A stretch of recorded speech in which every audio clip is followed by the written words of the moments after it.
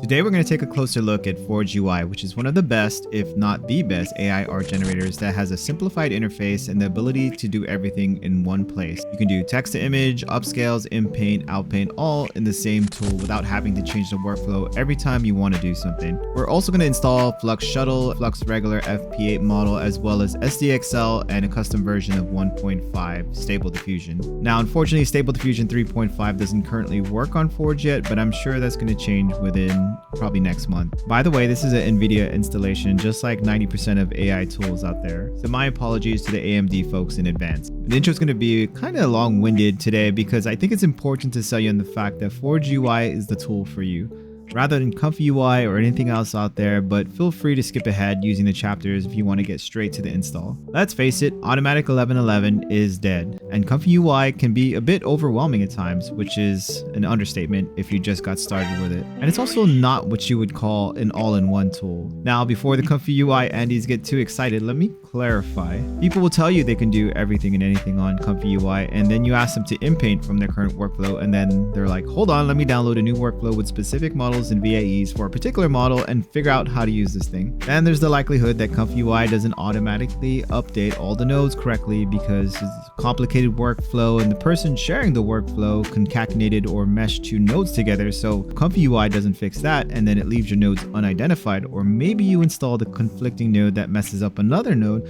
or maybe ComfyUI just updated and left your node workflow obsolete. There's a lot of reasons ComfyUI can be undesirable to many. I'm not hating on ComfyUI, nor am I done using it yet. I currently use it to generate with Stable Diffusion 3.5 Medium, since Forge doesn't have the capability yet. ComfyUI has the greatest flexibility to accomplish tasks that other AI art generators can't simply attempt to do yet, but it's focused on one particular task at a time, and it can be very unforgiving if there's a problem with a single node or path to that node. Now, you can build a workflow that does more than one task, but have fun with that as it might not be as straightforward as you think. You'll have to create a bypass switch or a fast group muter node, and then you're gonna have to enable or disable the switch to turn off nodes on a huge canvas. Then you're gonna have to zoom all the way out and find the needle in the haystack, which is the workflow that you want to use in particular. Every time you want to do something simple like switch from text to image to like upscaling or something like that. If you really want to go that route, check out a YouTuber named AI Entrepreneur that has a workflow that does exactly that, and he'll teach you how to use it as well as give you the workflow if you subscribe to his Patreon, which is currently free. And you are looking at that workflow in the background and all its glory and brilliance, but only if you can get the workflow to update correctly.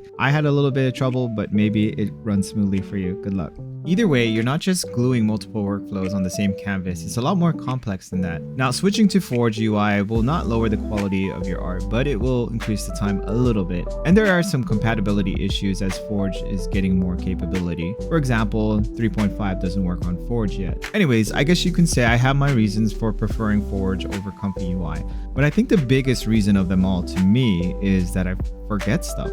Seriously, I have to relearn ComfyUI every time I use a particular workflow other than the basic ones. I don't use all the workflows all the time, so it's easy to forget what special tweak made it work or what settings I gotta use. I just want to log in and have something work every time that has all the tools in one place, and after I put the models in the right folders, I don't want to have to cross my finger every time I use a new workflow that it doesn't break. So that's why I'm installing ForgeUI today and making it my go-to AI art generator for now. To install this amazing tool, just head over to Islasviel's official GitHub page. The link will be in my description. And fun fact, Islasviel is not Russian and is actually the creator Luimin Zhang, which I could only assume is Chinese, and I probably didn't pronounce that right. But another interesting note is one of the contributors for this project is none other than Automatic 1111, which is weird, right? Anyways, Islasviel is super legit and brought you tools like ControlNet, the original one, Focus, and even model quantization, the GGUF, which is probably for a future video. Anyways, let's get to the install. So scroll down the page a little bit and you'll see Installing Forge section. And you can see that there's a few different versions here. I would just get the one here at the top. This is the recommended version and this is the most compatible one. Now you might see this say recommended, but this is the same file. So go ahead and click on that and download it. And it's about 1.7 gigs. And once you're done downloading it, go ahead and right click on it and then go to whatever your extraction tool is and extract it to its own folder. Now I've already done this and I have it in this directory here as ForgeUI. Now, if you're having trouble with the extraction, you might have to download WinRAR or 7-zip to actually get it to extract correctly. But once it's extracted, I got mine right here, ForgeUI. Your folder should look like this inside System Web UI Environment Run and Update. Now the first thing we're going to do is click on Update.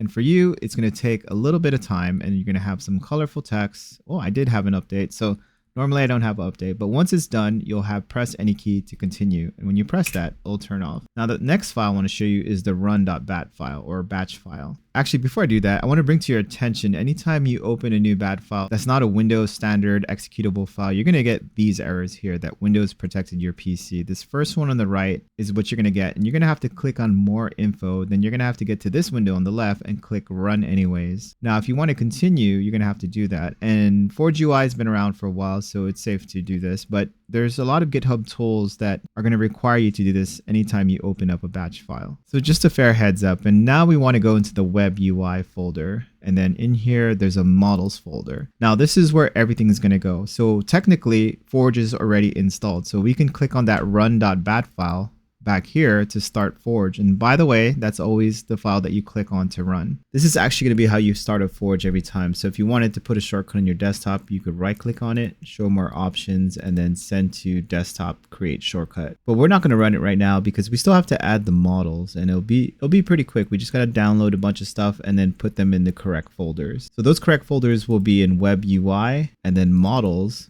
And then this is where we're going to put all the files. So we're going to download Loras, checkpoint models, as well as text encoders and VAEs. Now for the Loras, text encoders, and VAEs, it's pretty straightforward. You put the VAEs and the VAEs, you put the Loras and the Loras, and then the text encoders, they're not named text encoders. They're like the T5 XXL or the Clip L or the Clip G. Those will go into text encoders. Now all the checkpoint models like your Flux 1dev and your Stable Diffusion, SDXL, and 1.5 will go into the Stable Diffusion folder. I know the Flux dev goes in the UNet folder in ComfyUI, but there is no UNet folder here, so everything will go into the Stable Diffusion folder, even though it's not Stable Diffusion. I think the only exception would be this one here, which is Deep Borrow, and some of the upscalers that would go into eSargan and GFPGAN, or actually GFPGAN would be like a face fixer. Anyways, go into the Stable Diffusion folder, and then you can see where all the models have been put. Now, you can tell that I put subfolders, and I created these myself, and you'll see later on when I run ForgeUI that it organizes things in the UI. And same thing when you go into my Loras, I did the same thing there. So I know which ones are SDXL and which ones are Flux Loras. It'll have a prefix that has the name of the folder, which is very helpful. It's also very helpful to be working this folder. I mean, look how many Loras I have. And so I haven't organized them yet, but I can grab all these Flux ones and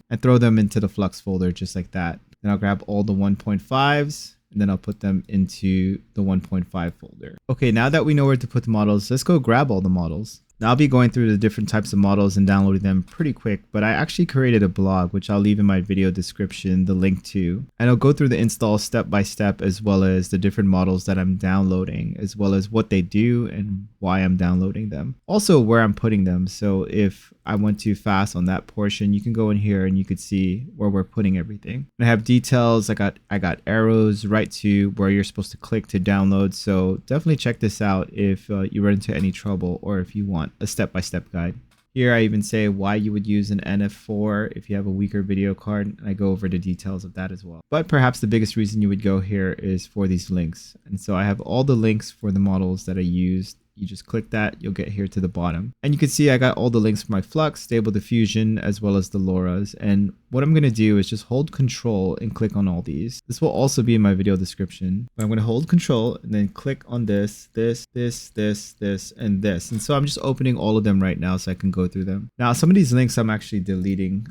So when you actually get there, you won't have like the GGUF. That's going to be for a different video because it's fairly complex and doesn't work well with ForgeUI. But first up is Flux. And so we're going to install Flux, and the first thing you need to get for Flux is the text encoders, and you can't run them without them. So the ones we want to download is this Clip L, and you'll have to click on this down arrow here to download it. If you hover over it, you'll see that it says download file. So that's how you can tell where to click. So click on that to download Clip L. That's definitely one that we need. Now my recommendation here is to get the T5XXL FP8. This one right here that's not scaled. But that's only because I'm having trouble with the scaled version. If you want to try it out, knock yourself out. But those are the only two clips that you'll need. And if you want to go a little bit more intense, you have a 3090 or 4090 with 24 gigabytes of VRAM. You can try this FP16 right here.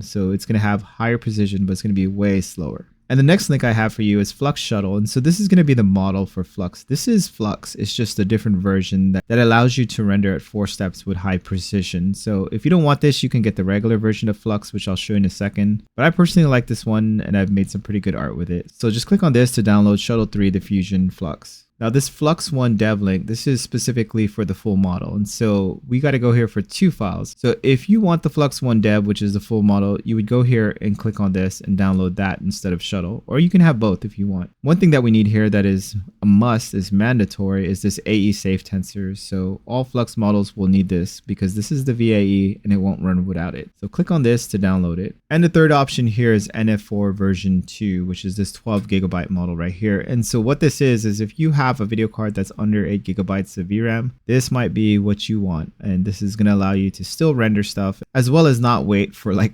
over 5 minutes for a generation. So NF4 will help a lot. This link will also be in my description. And the last option here is the Flux 1 Dev FP8 safe tensors. And so this will be a watered down version, which is less precision, but will be a lot faster than the 32 full Flux1.dev model. This is another option. So that's it for Flux. So let's jump into Stable Diffusion. Again, I'm just going to hold Control and open all the links. So the first one is Juggernaut XL, and this is one of the most popular SDXL models that you can get, which has some pretty good results and some pretty photorealistic images that it creates. Now you would get that just by clicking on this download button and it'll start downloading. Next is Jib Mix Realistic, and so this is a lightning model. So if you scroll down here, it'll actually tell you how many steps you should use, as well as what CFG you should be putting it at. And it could generate in as low as 4 steps, but it's recommended 8 to 35 steps. Well, this one's a little strange because I thought it was a lightning model and it does generate with less steps, but either way, lightning, turbo, or hyper, you just have to make sure you read this little details here because there's some important information, and if you don't follow it, your image is going to look weird and your generation is going to be a lot slower. As you can see here, the VAE is already baked in, so you wouldn't pair it with a VAE, and then it uses DPM++ 2M Keras with 8 to 35 steps. So just follow everything here and you should get similar pictures as these right here. Next we have a version 1.5, and version 1.5 is the way older version, but it is by far the most popular and most flexible model. Till this day, people still prefer to train on version 1.5. And if you look at these pictures, you can see why. These are super photorealistic and good results for version 1.5, which is a super fast model. And I just also wanted to mention Civet AI. You could find a lot of custom models. There's a filter here and you could just filter for what you're looking for. And you could find some artists that actually have many models. Like Cyber Realistic here has a bunch of great models that you can grab, and it's as easy as clicking on the model, downloading it, and putting it into the correct folder in ForgeUI. Now let me show you an easier way to get a particular style or look of a person without downloading gigabytes of data. You can do that with Loras. So on my blog, I got a bunch of links again, and there's a bunch of Loras as well as the VAEs for SDXL, which uses a different one than the normal SD, which is the Stable Diffusion models. And the normal Stable Diffusion will work with version 1.5 with 2.1 and as well as 3 and 3.5. It's weird, SDXL does its own thing. Now the Loras I'm going to show you are Flux Loras, and so you want to keep in mind the particular version of Flux, and this is 1 dev, and so you don't want to use it for other types of Flux models like Shuttle, or it might work, but you could try it. But it seems to be pretty picky and it might go crazy if you use it. And I also have a Flux Turbo Alpha here, and so what this is a Lora for your Flux to make it go faster. And so this is for Flux 1D or 1 dev. And as you can see, it says 8 steps, so keep that in mind. It means that you're going to use 8 steps when you use this Lora, which I'm going to show you how to use that in a second. Next is the RPG version 6 Flux 1. You can see here there's Flux 1D. Now you'll also see Flux 1S and Flux 1 something else. They'll have one for the GGUF models as well, so just keep that in mind. Next is I got a Cyber Realistic negative prompt, and this is just a general negative prompt that I could use. Next we have the VAE for Stable Diffusion, and this will be for 1.5, 2.1, as well as 3.0 and 3.5. Download the one here with safe tensors at the bottom. Just click on download file. And then like I said, SDXL has its own VAE, so download that as well. These are relatively small files, so make sure you get all the VAEs. Now that we got our models, Loras, and everything, let's do a quick refresher on where these things go. Like I said, my blog goes over it step by step, but really most of it's self-explanatory. The Loras will go into the Loras. So that dark fantasy, that turbo Lora, and the RPG Lora that I downloaded earlier, those will all go into the Lora folder, which is right here. And just a reminder, the Lora folder is in the web UI, models, and Lora folder. The VAEs will go into the VAE folder. So the SDXL VAE as well as the regular stable diffusion one will go here, and the Flux one as well, the AE safe tensors one that you got from the normal Flux 1 dev site. Now the text encoders, those will go in here, which is text encoder, right? But which ones are the text encoders, right? So the clips like clip LG and also the T5XXL files, those are all text encoders, and so those will go into the text encoder folder. Now the models, all the checkpoints for Flux, for Stable Diffusion 1.5, SDXL, all that stuff is going to go into the Stable Diffusion folder, even if it's Flux. And like I said, I created these subfolders, which is very helpful. Now that we got everything set up, let's go back into the ForgeUI main folder, and that's where we did the update. So now we just click on Run. And we'll be running ForgeUI, and so we just have to wait a little bit for it to load everything. It should take about a minute or so, or maybe a little bit less, but you'll know it's done because it'll automatically open up on your default browser. And if you look in the command prompt, you could actually see where it says running on local URL 127.0.0.1.7.8.6.0. So that's your loopback address followed by the port that this program is using, which is 7.8.6.0. If you run multiple instances, you might see 7.8.6.1, 6.2, and so on. And you could hold Control and click on the loopback address just in case you like accidentally close your browser to get back into ForgeUI. All right, so you're in ForgeUI. So let's take a look at the tool real quick. Now, the first thing we're looking at here is the UI, and this one's very important. You need to choose the correct model here. SD for SD 1.5 or 2.1 or whatever you're using. And then SDXL is going to be this one. And Flux, you have to choose the right one or the models are just going to be static. You can wait a long time for nothing. And sometimes it breaks the prompt and you have to actually close it out and start again. Next, you have your checkpoints, and this is the models. And you can see here where they have a prefix like SDXL. That's where I put a folder. And so it's helpful to know what kind of model it is. Right now, we're using the Juggernaut XL. Now, this particular model is a Lightning model that has its own VAE, so I didn't need to put in a VAE, but if I did have to put one, I would use this one right here, which is the one specifically for SDXL. Now let's take a look at generating a Flux model. So if I were to generate any of these Flux model, the Q8 or the FP8 or the NF4 for people with video cards with under 8 gigabytes of VRAM, or even the full version of Flux, you would have to do the same thing. So let me use Shuttle here as an example. You would have to actually put 3 things in here. So the first one is the VAE. This one always has to be there, the AE safe tensors. Next is the clip L. That has to be here. Then you have the option of the FP16, FP8, or the scaled FP8, which I don't recommend. I don't think scaled works with Forge right now. I got this to work in ComfyUI, but not here. So I'm using the regular FP8 one. FP16 might take too long for me on a 4070. I only have 12 gigabytes of VRAM. On my blog, I took a picture of the checkpoint and VAE/text encoder examples. And this is a very helpful cheat sheet to see what kind of text encoders you need to use with what type of model. This can also be found in the main Forge website under the quick list section, and you'll see these cheat sheets, which is very helpful. Now I leave these alone, and the GPU weights, it caps it at 90%. You could slide it all the way to the right, but you don't want to do that. Your computer is going to choke because you'll have no VRAM for overhead. And if you do anything else in your computer, it's going to crash. Next, you have these tabs here for different tools. So the first one is text to image is what we're working with now. And with text to image, we got this positive prompt on the top on what we want to see in the picture. And then the negative one in the bottom, which is what we don't want to see. And if you put NSFW, that means no nudes or not safe for work. That's in the negative prompt, so it's what we don't want to see. Next, and a really cool feature that was in focus is this here, the styles button. So you can do different styles just by clicking on any of these. So with one simple click, you can get futuristic, sci-fi, or a bunch of different styles here. So this is a really cool benefit for creating art. But once you have everything set here, you can go ahead and click generate. And the rest here, I'm not really going to go into too much detail as it might take a while. But just look at these tabs here. You have tabs here and you have tabs here for generation, textual inversion, checkpoints, and Loras. So the generation, you always have to click back here to see your picture and see it generating over here. Textual inversion is kind of like a Lora. Same thing. You basically train to get a specific style. Now, for some reason, it's not as popular anymore and people just go to Loras. And that's what I have here.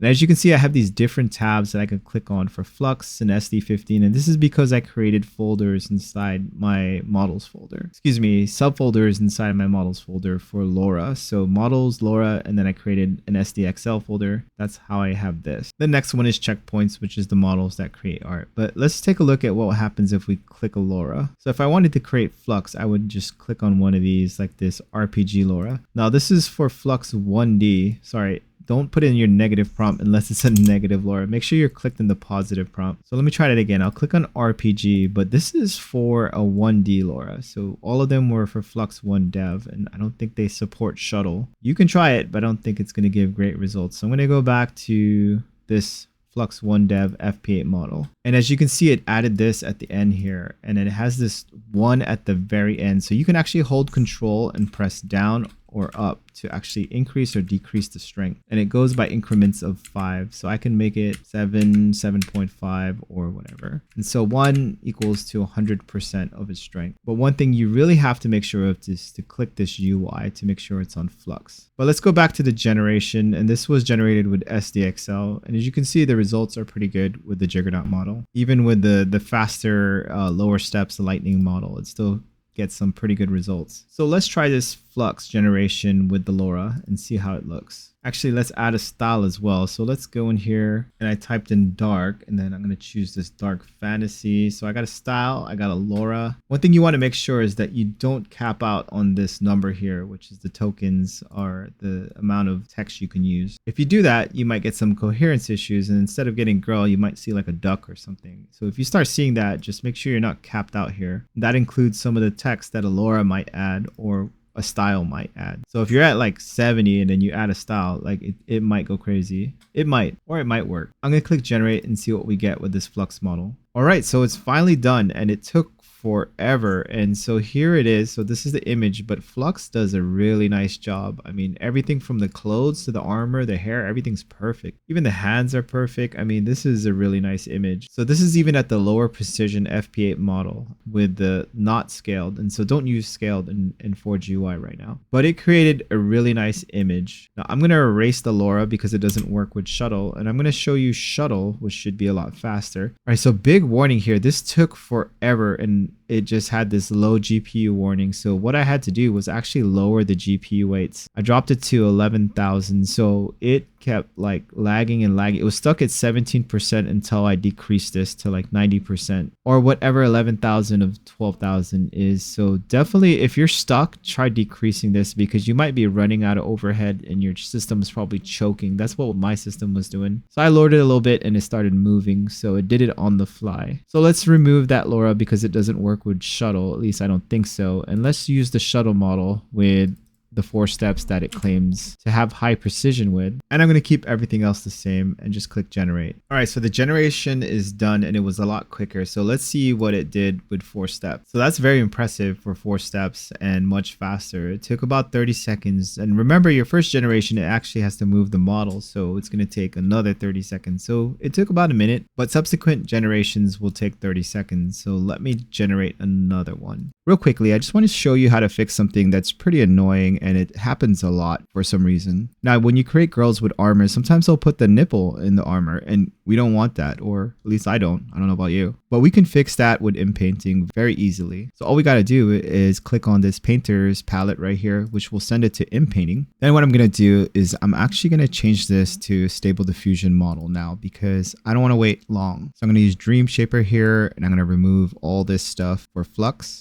And I'm going to change the text prompt to bronze armor because that's what we want in place of those nipples. Now you're not done yet. Go ahead and scroll down here. And the first thing you want to do is click on this little triangle icon, which will give you the same dimensions as the picture you put here in the Inpaint. By the way, you can right click to move this around. And if you scrolled in by accident and it's all weird, you can actually click on this button to center it. Next thing you want to do is actually lower the size of the brush. So you're just getting that part that you want to Inpaint over right there and right there. Scroll down and then you want Inpaint mask. You don't want the opposite because then it'll Inpaint on on the outside of where you put your little dots. And then we'll go down here. Denoising strength should be set high. If you put it low, it's going to have less change. But if you really wanted less change and you wanted to blend something, you can click on soft Inpainting, so you can get rid of a blemish without changing some of the other details of that area. So now that we have our dimensions correct, we have our text in here of what we want in place, we can click generate. Keep in mind, we're using a completely different model because we're just fixing a little area, so it can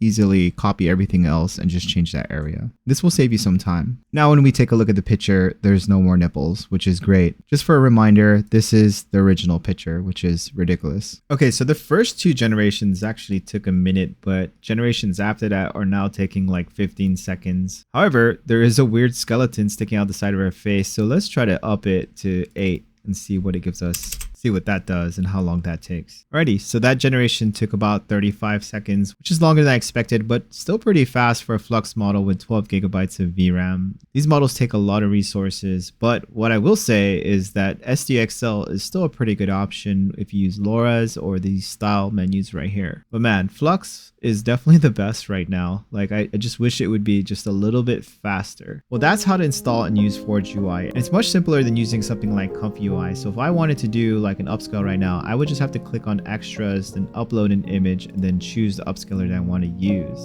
And then I could download whatever, like if I wanted ultra sharp, I could just put that into the models folder and into its appropriate location, and then I could upscale with that. And I could do image to image, I could do Inpainting, I could download an extension for outpainting. So it's a lot more convenient to open this up and be able to use the tool every time without mistakes. So with ComfyUI, you would actually need to know that like the nodes were actually properly updated. So that's definitely an added benefit, just to be able to click on things, just to go back and forth between models and choose different tools just by a single click.